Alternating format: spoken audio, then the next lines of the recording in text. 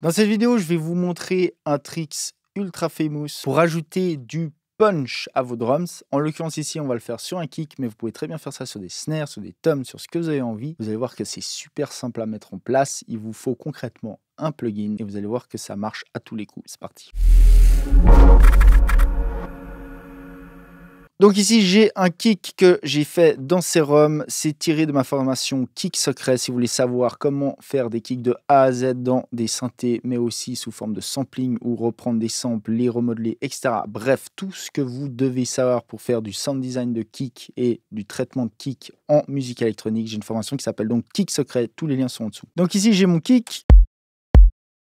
Donc, ce qu'il va nous falloir, c'est une return track. Ok, on va faire un traitement en parallèle. Je vais le faire ici en me servant d'une return track dans Ableton. Comme ça va être sensiblement la même chose dans tous les dos, peu importe celui que vous utiliserez. Vous pouvez répliquer cette technique et avoir des kicks qui tapent. Donc, cette technique, on peut la faire avec beaucoup de compresseurs. Parce que oui, c'est une technique en parallèle avec un compresseur, mais il y a un compresseur qui est genre ultra adapté pour faire ça, c'est le DBX 160. Donc moi, de nouveau, je me sers de UAD, mais vous pouvez vous servir de celui que vous voudrez. S'il a bien été émulé par rapport au hardware, ça va marcher. Donc en gros, on met ça sur notre return et on n'a plus qu'à envoyer notre kick. Regarde ce que ça fait.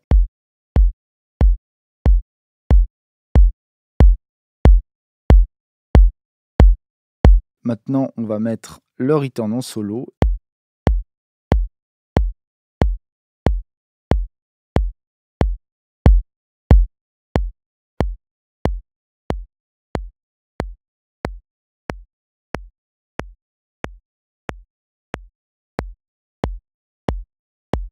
Donc en gros, ce compresseur, hein, sincèrement, c'est le compresseur idéal par défaut. Il a vraiment ce snap comme ça. Il a vraiment une manière de compresser qui crée du transient et qui est parfait pour l'utilisation en parallèle. Évidemment, il peut s'utiliser aussi en insert, etc. Mais ici, la technique, c'est vraiment de l'utiliser en parallèle. Maintenant, on n'a plus qu'à blender notre parallèle avec notre kick original.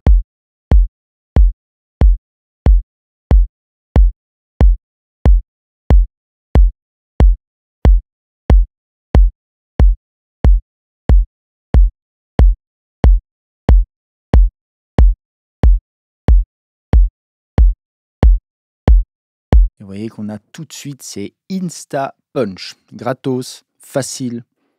Quoi demander de plus? Donc évidemment, vous pouvez vous faire une return comme ça au sein de votre mix et tous les éléments de vos drums qui ont besoin d'un petit peu plus de punch, vous envoyez comme ça dedans, sciemment, et ça vous fait un super parallèle pour avoir du punch et du transient en plus, quoi. Donc évidemment, je vais vous montrer un contexte de mixage dans un de mes mixages, dans une de mes productions. Et donc ça, c'est le kick bass sans le traitement.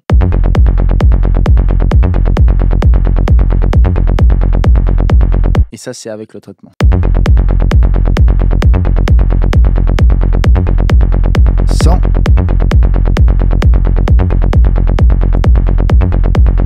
Donc vous voyez que c'est vraiment le jour la nuit. On récupère vraiment une tonne d'attaques. Donc comment j'ai fait ça? J'ai tout simplement fait exactement la même chose qu'avant. C'est-à-dire que j'ai fait un parallèle avec mon DBX 160. J'ai réglé mon compresseur comme j'avais envie pour que ça crée justement ce clic.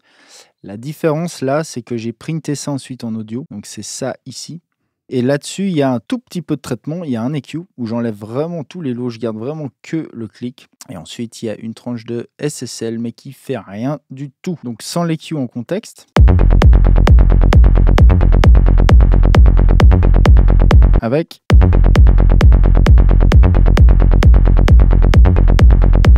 Ok, donc vous voyez que c'est super efficace, super simple à mettre en œuvre et sincèrement ça marche à tous les coups. Donc voilà, vous connaissez maintenant ce trick. Pour la petite histoire, c'est pas du tout moi qui ai inventé ça, c'est un trick vieux comme le monde, hein. Le DBX 160, c'est un compresseur super fameux pour plein de choses, mais entre autres pour faire ça. Donc voilà, si ce genre de technique vous intéresse, je vous conseille ces vidéos.